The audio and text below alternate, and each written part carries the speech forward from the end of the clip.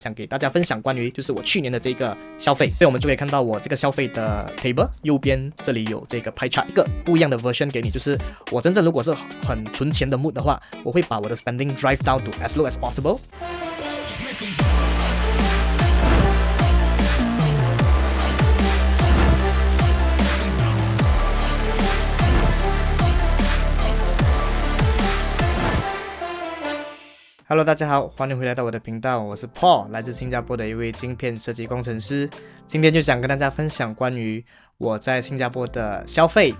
如果你是在国外，然后有在想要不要来新加坡工作，然后好奇这里的这个消费程度是怎么样，那你今天一定要把这个视频看完，因为我会跟大家分享在这边的一个基本消费，然后也会分享就是一个可能你要比较舒服的消费是多少，然后可能你要真的是很省钱的消费是怎么样，那我今天都会跟大家分享。那如果你是已经在新加坡工作了，你可能也会好奇，你可能跟我同年龄层的人大概是有什么样的一个消费，那今天你也是可以把这个视频看完。所以今天在还没有开始之前，想问大家一个问题，就是你自己本身有没有一个记账的习惯呢？你们可以想一下，然后maybe 在留言下面 comment。 因为在之前有个调查我看到，就是每2个成人当中，就是在新加坡啦，这个调查每2个成人当中有一半的人就是有做这个记账 OK， 就是有一半的没有做，一半有做。那有做的呢，有 72% 的人通常他们都不会 overspend OK， 就他们不会超额的去花费。因为那些有记账的人呢，你可能每个月你记完账你都会看一下，我这个月差不多花了多少钱啊，哪里有没有超额的花费啊，这样子你就可以做一些 maybe 反思或反省，可能你下个月就不要花那么多钱 OK。 所以今天的这个分享也是因为我有这个记账的习惯，我一开始工作就有这个记账的习惯，所以我每一年都知道我花费多少进账多少这些东西，这样我就可以每年做一些比较，然后看自己有没有成长，有没有进步 OK。 所以如果你好奇我可能24、25、26、27哪一个岁数的那个花费， maybe 你也可以 comment 在留言下面，我可能过后可以做一个分享 OK。 所以在还没有给大家看我的这个去年的消费之前呢，想跟大家说一下我自己的背景啦。因为如果你的背景可能是你需要有带老婆孩子过来工作的话，那可能今天就不能跟我做比较了，因为我是在这边，我还没有结婚，所以这边算是单身，负担就没那么大。所以今天就想跟大家分享一下我的这个背景，然后可能你可以做一下 comparison， 可以让你做一个参考，然后你自己去做一个决定。然后我是在这边工作6年了，我是从马来西亚工作了差不多2年，然后过来新加坡工作了6年，然后我是在这边租了一个房间，然后没有需要用到车，因为这一边用 MRT 就已经挺方便了，除非你是有需要给家庭需要有载孩子，那可能就要买车，可是我是没有。然后我是在这边做一个工程师，所以这基本上就是大致的一个 background。然后我相信大多数来这边工作的20-30岁的人都是差不多类似这样子的一个背景 OK。 所以话不多说，我们就进入今天的正题，想给大家分享关于就是我去年的这个消费。在左手边这边我们就可以看到我这个消费的 table， 右边这里有这个 pie chart， 这个是帮助大家能够更 visualize 看到我的这个消费。然后从这个 data 当面你可以看到旅行就是我这边最大的占比 OK。 这边的占比例是不是在我的收入的总占比它是在我的这个总消费的占比OK， 所以不要搞错 ，travel 是整占了30.78%，因为我本身是挺喜欢旅行的有时候我会去因为我喜欢潜水，然后喜欢冲浪，然后喜欢去比较 outdoor 的东西去走走，所以在这一方面就花比较多钱一点而且你可以问在这边的工作者或者是新加坡人，通常如果有那种 long weekend 一来的话，大家都不会选择待在新加坡啦，通常都是会可能拿多1-2天假，把它 extend 成5-6天的假，然后去一个地方去走走去玩。而且因为新加坡是在这个亚太这边的一个中心点嘛，然后你要飞去哪里都挺方便，要去印尼香港、台湾、韩国什么都还挺方便的，所以大家都会拿旅游来做这个比较大的一个消遣所以这个花费会占比比较多一点。然后第2、第3名就是当然是租金跟吃饭租金就是很出名的贵，新加坡因为寸土是金嘛，所以你花的这个租金方面，通常相比其他的亚太国家，可能我是来自马来西亚，马来西亚可能这个租金会占在你的薪水里面可能5到10%，但是来到新加坡，可能它会占比你的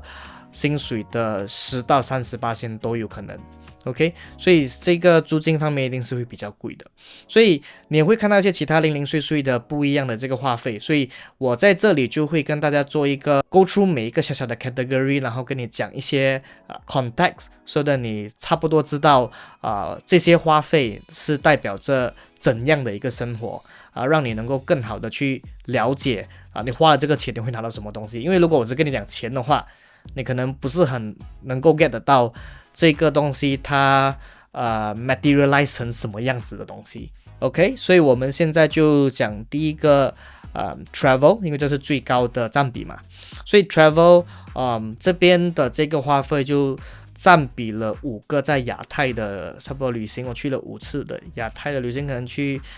印尼在马来西亚走走这一些不一样的地方，然后大多数都是去潜水，不然就是去冲浪。然后还有一次是去美国出差，美国出差就是由大部分的钱都是由公司出的，那些飞机票的东西只是因为我 extend 了多2个礼拜跟同事一起去走走，然后那个2个礼拜的花费就是在这个 travel 的 budget 里面。 That's why 去年的这个旅行花费也挺高一下的。然后接下来就是这个吃饭我通常都会，我本身是有这个 intermittent fasting 的习惯，然后我就是只是吃午餐跟晚餐，就吃2餐，所以通常吃2餐我都会控制在15块里面，因为讲真的，我通常都是在 hawker 吃东西，如果去公司的话，跟同事也是去公司附近的 hawker 吃，最多也是可能7块钱 OK， 所以它不会太贵，一天就是在15块，然后15块如果乘30天的话就是差不多450块，然后因为我在我的 budget 上面是写差不多700块嘛，所以有额外的250，所以但是250就可能是花在跟朋友一起去吃饭，然后或者是有时候想要吃更好的食物，所以250是绰绰有余的 OK。 然后就来到了租金这个方面是比较刚好，我的这个租金是相对的比较低，我在这边也住了这6年，都是在同个地方，所以这个价钱可能在现在来讲是会比较难找到的，现在的通常的价格可能是在800、900、1000之类，最近是有比较降温一点 compared to COVID 过后的时候，只是现在要找到700多应该还挺难的所以我这个700呢乘700多乘12也是差不多就是在那个8000多块的那个范围咯 OK。 然后这个是一个 medium room， 然后它是在 HDB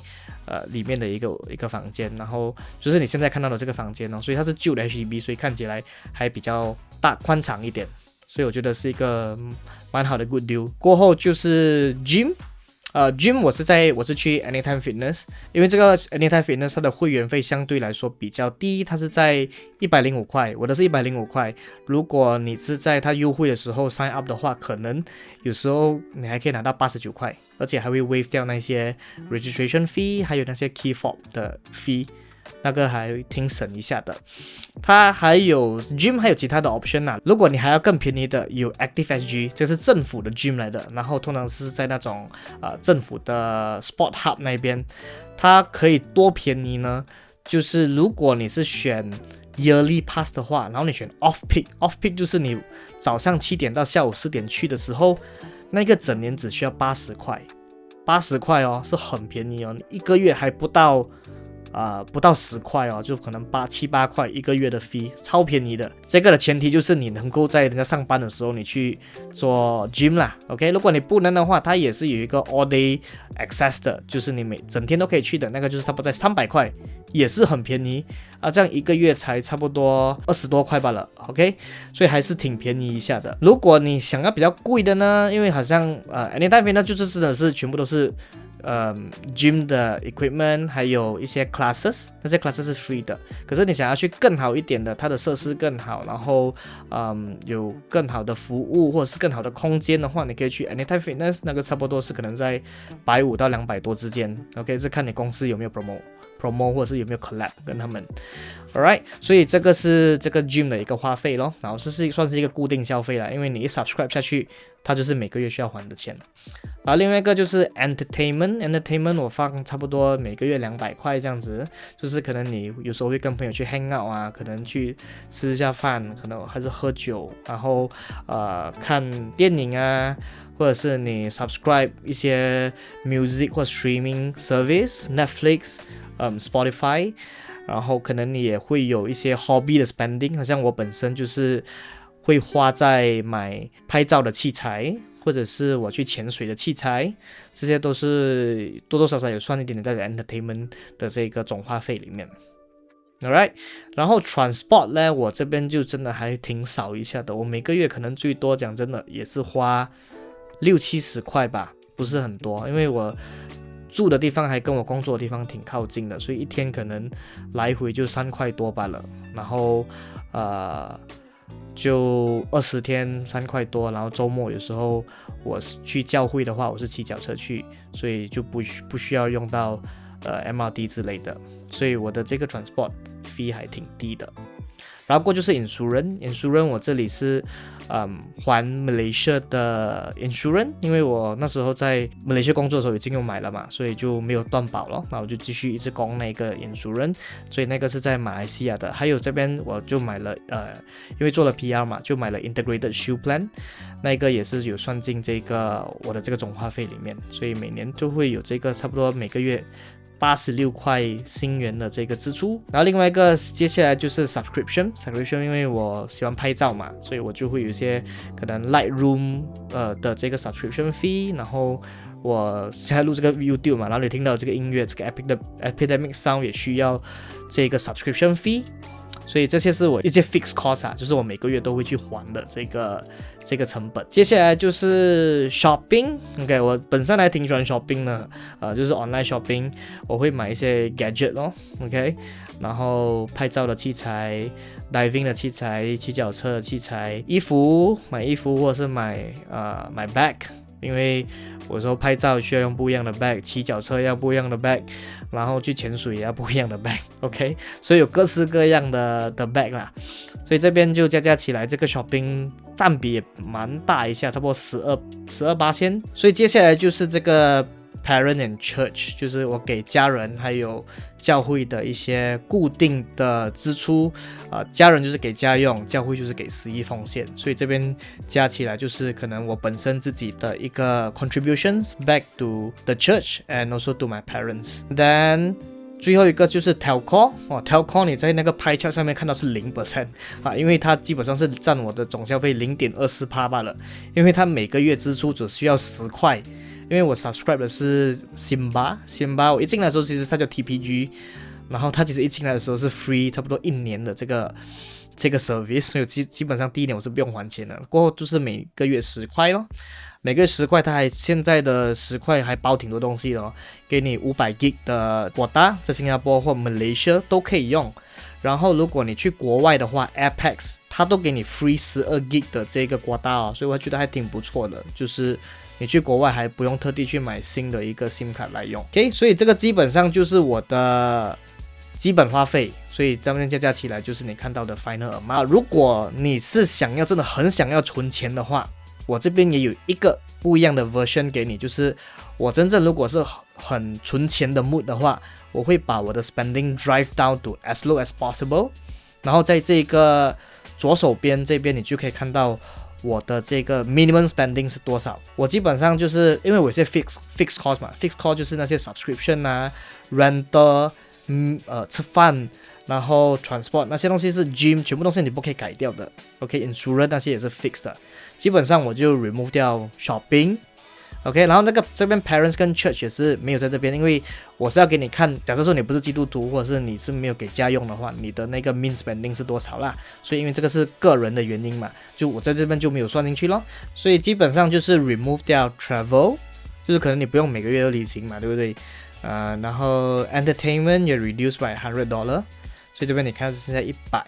还有 shopping 哦，因为你没有讲需要每个月都 shopping 的啦 ，OK， 所以那些我都 remove 掉了。然后 meal 我也从700减成450，就可能不需要吃到特别好，你就可能吃基本的就好，所以只要把它 drive 到450块 ，OK。可是假设说如果你真的是在 CBD 工作的话，450块是超级 limited 的 ，OK。所以这个只是一个参考，这真的是 based on 你工作的一个地点。你能够 access 到这样子的吃饭的地方 ，OK， 这个你继续做斟酌。我的这边我是在长益 Business Park 工作，所以那边的食物价钱还是比较受控一点的。你去 CBD 应该还挺贵的 ，OK。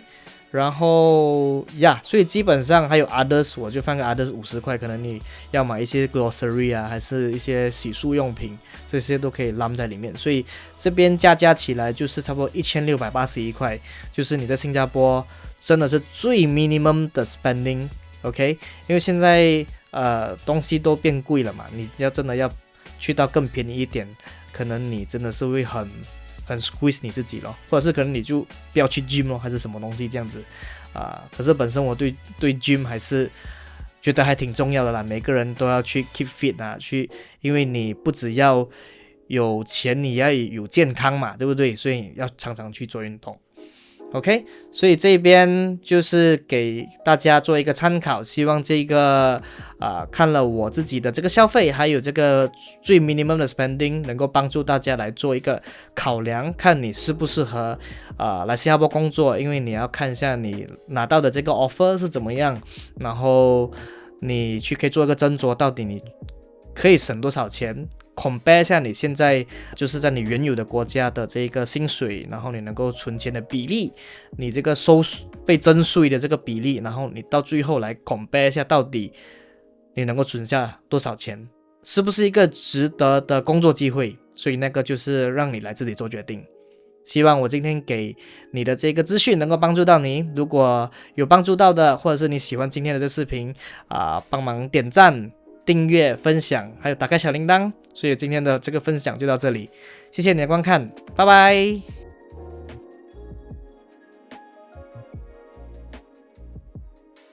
今天想跟大家分享关于就是一位30岁的大叔好，看一下